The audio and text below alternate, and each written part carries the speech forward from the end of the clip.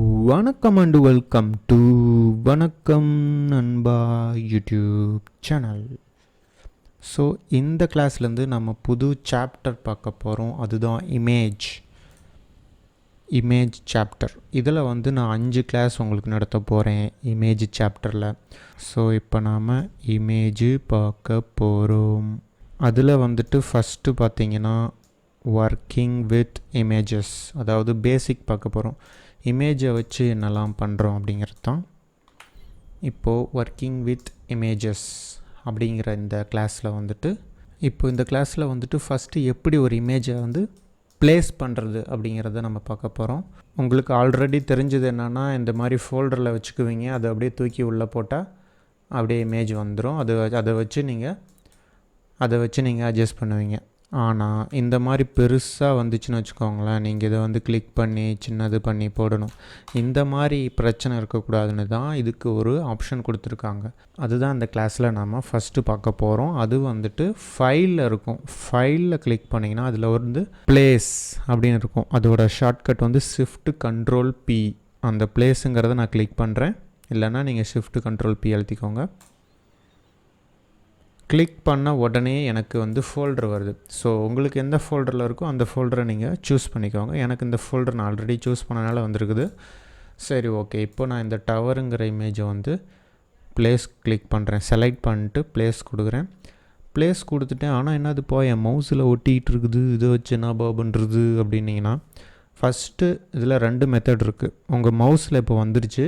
நீங்கள் எங்கே வேணுமோ அதை வச்சு கிளிக் பண்ணுறது மூலமாகவோ ட்ராக் பண்ணுறது மூலமாகவோ கொண்டு வரலாம். ஃபஸ்ட்டு கிளிக் பண்ணுறது, அப்புறம் ட்ராக் பண்ணுறது பார்க்கலாம்.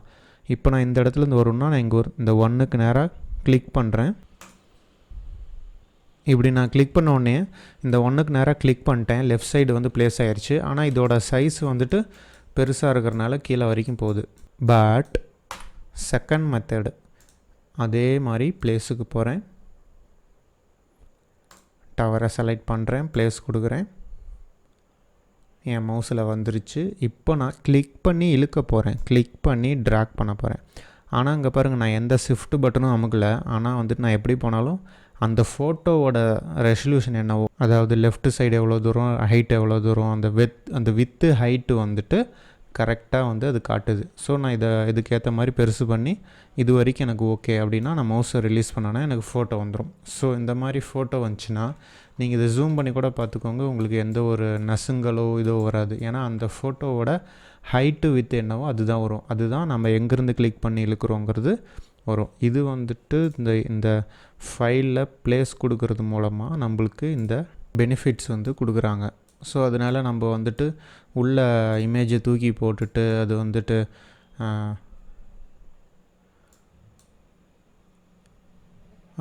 இந்த மாதிரி பெருசாக வந்துருச்சு என்ன பண்ணுறதுன்னு நம்ம கவலைப்பட தேவையில்ல. இந்த மாதிரி ப்ளேஸ் மூலமாக ஒர்க்கிங் வித் ஃபைல்ஸில் நம்ம எப்படி உள்ளே போடுறதுங்கிறத நம்ம பார்த்துட்டோம். அடுத்தது பார்த்திங்கன்னா, இதை நம்ம செலக்ட் பண்ணும் போது, இந்த ஃபோட்டோவை செலக்ட் பண்ணும் போது ஒரு எக்ஸுக்குறி வருது பாருங்கள், மேலே ஒரு கிராஸ் வருது. இது இந்த கிராஸ் போன கிளாஸில் ப்ரஷஸ்ங்கிற கேட்டகரியில் லாஸ்ட்டாக இமேஜ் ப்ரஷஸ் பார்த்தோம். அந்த இதை இந்த கிராஸை எப்படி டெலீட் பண்ணுறது, இதை எப்படி ஒரு இமேஜாக, ஒரு எடிட்டபிள் இமேஜாக மாற்றுறதுங்கிறத போன கிளாஸில் பார்த்தோம். அது பார்க்கலின்னா ரைட் சைடில் ஐ பட்டன் இருக்கும்.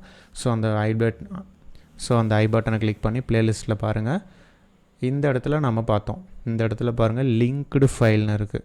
அதை கிளிக் பண்ணும் போது இந்த இடத்துல நம்மளுக்கு ஃபைல் வரும். இதை நம்ம இதை செலக்ட் பண்ணிட்டு இந்த 3 கோடை கிளிக் பண்ணி இந்த எம்பெடட் இமேஜ்னு மாற்றினோம்னா அந்த கோடு போயிடும், எம்பெடடாக மாறிடும். இதுதான் நம்ம போன கிளாஸில் பார்த்தோம். ஸோ அதே தான் இதுவும். பட் ஆனால் இங்கே தான் பண்ணணும்னு இல்லை. ஜஸ்ட் இந்த இமேஜை செலக்ட் பண்ணிட்டு இந்த இடத்துல பாருங்கள் முன்னாடியே இருக்குது எம்பெடட். ஸோ இந்த செகண்ட் ஆப்ஷன் இது. அங்கேயும் கொடுக்கலாம், இல்லை ஈஸியாக இங்கேயே கிளிக் பண்ணிட்டு போயிடலாம். இப்போ நான் இதை கிளிக் பண்ணுறேன், இந்த எக்ஸ் மார்க் போயிடும் பாருங்கள். இந்த லிங்க்டு ஃபைலும் சேஞ்ச் ஆயிரும், இமேஜ்னு மாறிடும். கிளிக் பண்ணிட்டேன், இங்கே பாருங்கள் இமேஜ்னு மாறிடுச்சு, இந்த கிராஸ் போயிடுச்சு. ஸோ இனிமேல் இது ஒரு எடிட்டபிள் ஃபைல். இதுக்கும் அந்த ஃபோல்டருக்கும் இனிமேல் சம்மந்தம் கிடையாது. இந்த இடத்துல நான் டெலீட் பண்ணால் கூட, இப்போ பாருங்கள் ஒரு எக்ஸாம்பிளுக்கு இந்த லொக்கேஷனை நான் மாற்றிட்டேன். ஆனால் இங்கே பாருங்கள் எனக்கு இந்த இடத்துல எதுவுமே வரல, பார்த்தீங்களா? ஸோ இதுதான். சப்போஸ் நான் Ctrl Z கொடுத்து பேக் போய்க்கிறேன். ஸோ இப்போ பார்த்திங்க பேக் போயிட்டேன். எனக்கு எக்ஸ்கொரி வந்துருச்சு. நான் என்ன லிங்க்டு ஃபைலில் தான் இருக்கேன். இந்த இடத்துல என்ன காட்டுது பாருங்கள், ஒரு டெம்பரவரி சிம்பிள் மாதிரி காட்டுது. ஏன் அப்படி காட்டுதுன்னா இந்த இடத்துல லொக்கேஷனில் இல்லை. அதனால் இங்கே பாருங்கள், some files are missing or modified in the link panel, would you like to update now. இப்போ நான் எஸ் கொடுத்தேன்னா அந்த ஃபோல்டர் ஓப்பன் ஆகும், நான் லிங்க் பண்ணலாம். எஸ் கொடுக்குறேன், ரீப்ளேஸ் கொடுக்குறேன். இப்போ பாருங்கள், இந்த ஃபோல்டருக்குள்ளே நான் போயிட்டு செலக்ட் பண்ணிட்டு ரீப்ளேஸ் கொடுத்தேன்னா எனக்கு வந்துட்டு திரும்ப லிங்க்டு ஃபைல் மாறிக்கும். இந்த இடத்துல பாருங்கள் ஆச்சரியக்குறி போயிடுச்சு. ஸோ இந்த மாதிரி அதே மாதிரி நீங்கள் இந்த இமேஜை வந்துட்டு எம்பெடட் பண்ணிட்டீங்க, நல்லா ஒர்க் பண்ணி முடிச்சிட்டிங்க. சப்போஸ் திரும்ப இதுக்கப்புறம் நீங்கள் ரீலிங்க் பண்ணணுன்னா இங்கே பாருங்கள் அன்எம்பெடட்னு கொடுத்துருக்காங்க. அதை நீங்கள் கிளிக் பண்ணும்போது திரும்ப அதே மாதிரி தான் ஃபோல்டர் ஓப்பன் ஆகும். ஆனால் இமேஜ் வந்துட்டு உங்களுக்கு காட்டாது. அதுக்கு நீங்கள் என்ன பண்ணணுன்னா ஜஸ்ட் அந்த பிளேஸில் வச்சு சேவ் கொடுத்தீங்கன்னா போதும். உங்களுக்கு வந்து ஆட்டோமேட்டிக்காக அது ஃபோட்டோஷாப் ஃபைலில் சேவ் ஆகிட்டு உங்களுக்கு இது வந்து கிராஸ் குறியாக மாறிடும். பாருங்கள், மாறிடுச்சு பார்த்தீங்களா. ஸோ இங்கே பார்த்தீங்களா லிங்க்டு ஃபைலாக மாறிடுச்சு. என்ன ஒரே ஒரு வித்தியாசம், இது வந்துட்டு ஒரு ஃபைல் மாதிரி சேவ் பண்ணி அதை நம்ம எடுத்துக்கும் இந்த மாதிரி ஃபோட்டோஷாப் ஃபைலாக. ஸோ இது நம்மளுக்கு தேவையில்லை, இதை தூக்கி அங்கேயே போட்டுருவோம். இப்போ இது எனக்கு தேவையில்லை. என்னுடைய வழக்கம் போல் இந்த பிளேஸ் டெக்னிக், நம்ம கண்டுபிடிச்ச பிளேஸ் டெக்னிக் மூலமாக நான் இந்த இமேஜை ப்ளேஸ் பண்ணுறேன். ப்ளேஸ் பண்ணியாச்சு. சரி, ஓகே, நம்ம இமேஜ் போட்டாச்சு, எம்பெடட் பண்ணியாச்சு. அதுக்கப்புறம் இந்த கிராஸ் போயிடுச்சு. கிராஸ் போனதுக்கப்புறம் நான் வந்து சின்னது பண்ணுறேன். ஸோ இந்த இடத்துலலாம் எடிட் பண்ணுறேன். இது வந்துட்டு டவர்னு டைப் பண்ணி இந்த இடத்துல வச்சுட்டேன். அடுத்தது மறுபடியும் ஃபைல் போயிட்டு ப்ளேஸ் கொடுத்துட்டு இந்த ஆடு இமேஜை வந்துட்டு ப்ளேஸ் கொடுக்க போகிறேன். இது மேலே படுற மாதிரி பேஸ்ட் கொடுக்குறேன். இதையும் எம்பெடடை மாற்றி எடிட் பண்ணிட்டேன். ஸோ இதுக்கு வந்துட்டு இங்கே ஏதாவது ஒன்று வச்சு ஷீப்புன்னு டைப் பண்ணியாச்சு. இதை வந்துட்டு கீழே வச்சிட்றேன். ஸோ இது வந்து ஒரு டாக்குமெண்ட்டு, சரிங்களா. ஸோ இந்த டாக்குமெண்ட்டு வந்துட்டு நான் இப்போ சேவ் பண்ணுறேன். ஃபைலில் போயிட்டு சேவ் பண்ணுறேன். இதோட நேம் வந்துட்டு இமேஜஸில் 01ன்னு சேவ் பண்ணுறேன். இமேஜ் கிளாஸில் 01 ஏஐ ஃபைல் தான். Adobe Illustrator சேவ் பண்ணுறேன். ஓகே கொடுத்துடலாம். சேவ் ஆகுது.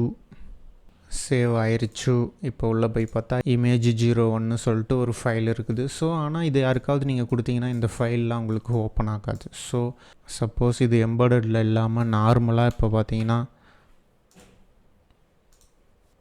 ப்ளேஸ் பண்ணிவிட்டு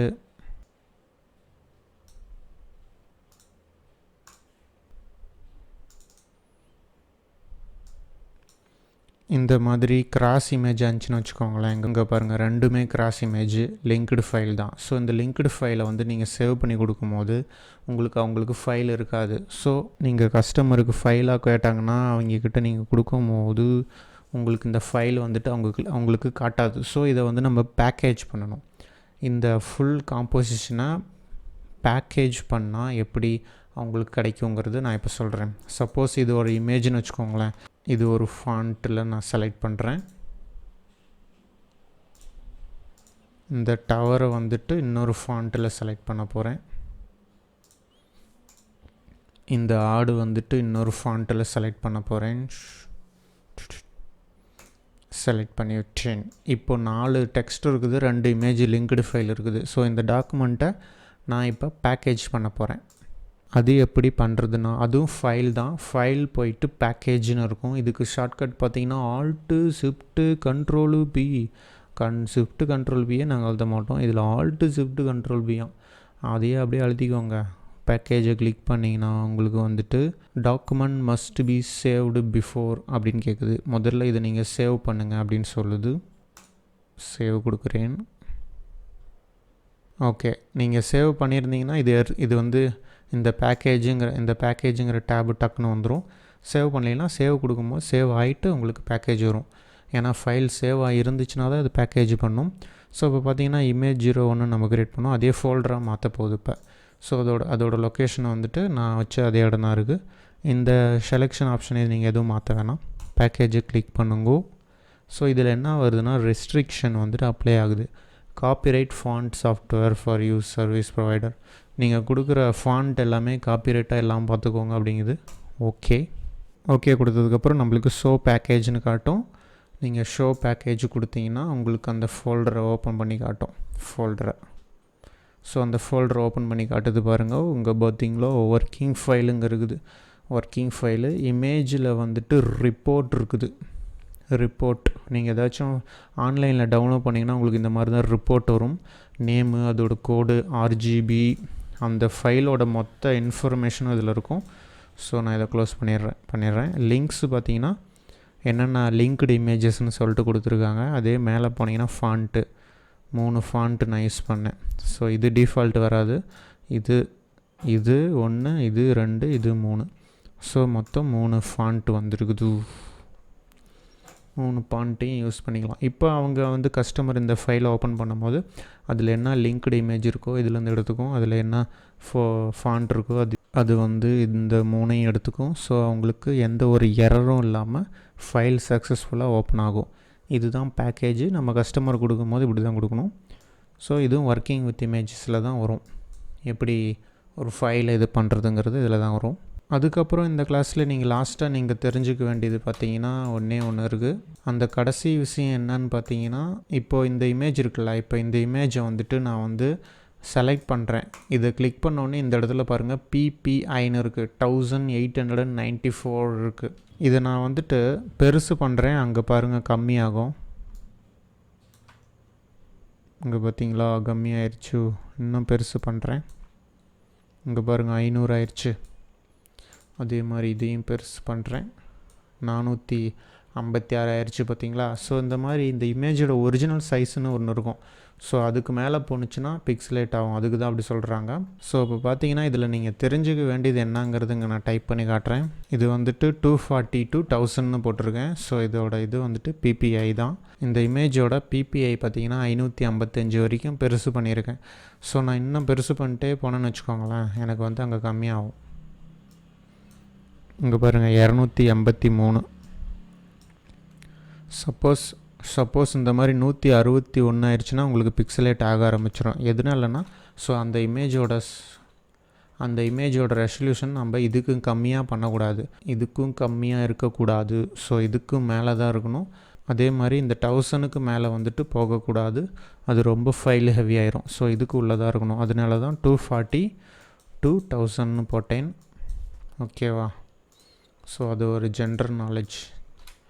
ஸோ அந்த ஜென்ரல் நாலேஜை தெரிஞ்சுக்கோங்க. ஏன்னா இந்த இமேஜுக்குன்னு ஒரு ரெசல்யூஷன் இருக்கும், அதை நம்ம பெருசு பண்ண இதோட குவாலிட்டி குறையும்.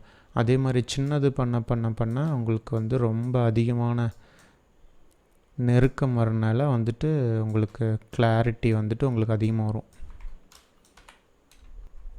ஸோ இப்போ பார்த்தீங்கன்னா 2 இமேஜும் 1000க்கு மேலே இருக்குது. ஆக்சுவலாக 1000க்கு மேலே இருக்கக்கூடாது. ஏன் 1000க்கு மேலே இருக்குது, நீங்கள் தான் இருக்கக்கூடாதுன்னீங்களே அப்படின்னா, நான் வந்து இந்த டாக்குமெண்ட்டோட சைஸ் வந்து 500 போட்டு ஓப்பன் பண்ணி வச்சுருக்கேன்.